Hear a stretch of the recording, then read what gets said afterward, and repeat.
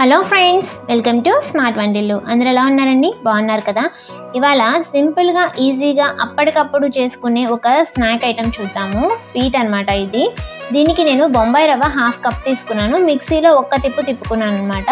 ఇక్కడ నేను గోధుమ పిండి తీసుకుంటున్నాను. మీరు మైదా అయినా తీసుకోవచ్చు. 2 స్పూన్లు పెరుగు, పంచదార పాకం పట్టుకుంటాను. ప్రాసెస్లోకి వెళ్తే ముందుగా ఒక మిక్సింగ్ బౌల్ తీసుకొని 2 స్పూన్లు పెరుగు వేసుకొని సన్నగా మిక్సీ పట్టుకున్న బొంబాయి రవ్వ వేసుకొని ముందు అది మొత్తం కలిసేలాగా కొద్దిగా ఉప్పు, కొంచెం సోడా ఉప్పు, ఒక చిటికెడు అనమాట వేసుకొని బాగా మిక్స్ చేసుకోవాలి. తినే సోడా లేకపోతే బేకింగ్ పౌడర్ అయినా వేసుకోవచ్చండి. మొత్తం మిక్స్ చేసుకొని హాఫ్ కప్పు రవ్వకి 1 కప్పు గోధుమ పిండి పడుతుంది.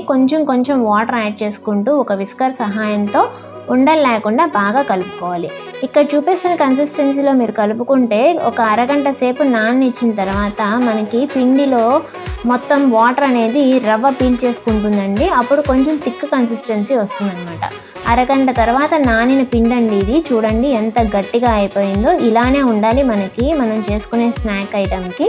ఇలా చేసుకుంటే మీకు పర్ఫెక్ట్గా వస్తాయి అన్నమాట నేను చూపించేవి.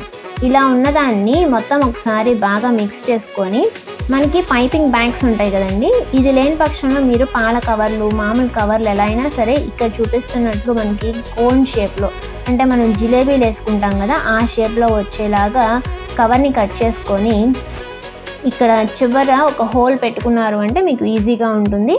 నేను పైపింగ్ బ్యాగ్ని ఎలా సెట్ చేసుకోవాలో చూపిస్తున్నాను.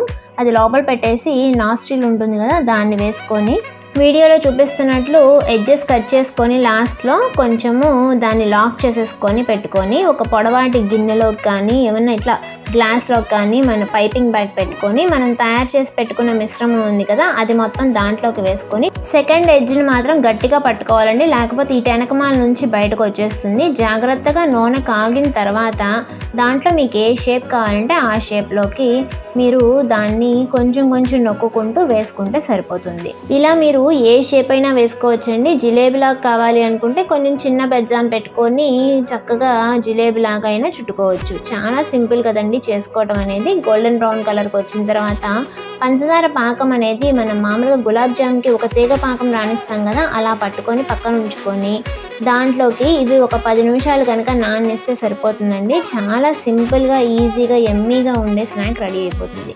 చక్కగా 2 వైపులా తిప్పుకుంటూ గోల్డెన్ బ్రౌన్ కలర్కి వచ్చేదాకా వేయించుకొని ఇక్కడ నేను తీసుకున్న క్వాంటిటీకి 1 కప్పు పంచదార తీసుకొని కొద్దిగా వాటర్ యాడ్ చేసుకొని ఒక తీగ పాకం రాణించుకున్నానండి. అంటే ఒక 5 నిమిషాలు మరిగించుకున్నాను. ఆ దాంట్లోకి మన గోల్డెన్ బ్రౌన్ కలర్కి వేగిన తర్వాత ట్రాన్స్ఫర్ చేసుకుంటే సరిపోతుంది. ఒక 10 నిమిషాలు నానేస్తే సరిపోతుందండి. వేడి పాకంలో ఎక్కువసేపు కూడా ఉండక్కర్లేదు. ఇవి ఎలా ఉంటాయి అంటే క్రిస్పీగా ఉంటాయి, తినేటప్పుడు జ్యూసీగా ఉంటుంది. చాలా టేస్ట్ మాత్రం చాలా బాగుంటుంది. తప్పకుండా ట్రై చేయండి. నచ్చిన వీడియో నచ్చితే కనుక లైక్ చేసి షేర్ చేయండి. ఛానల్ని ఫస్ట్ టైం చూస్తుంటే సబ్స్క్రైబ్ చేసుకొని పక్కనే ఉన్న బెల్ బటన్ని ప్రెస్ చేయండి. ఇలాంటి వీడియోస్ ఇంకా చాలా ఉన్నాయండి మన ఛానల్లో. ఒక్కసారి పాత వీడియోస్ కూడా మీకు నచ్చితే కనుక చూడండి. Thank you friends, thank you for watching.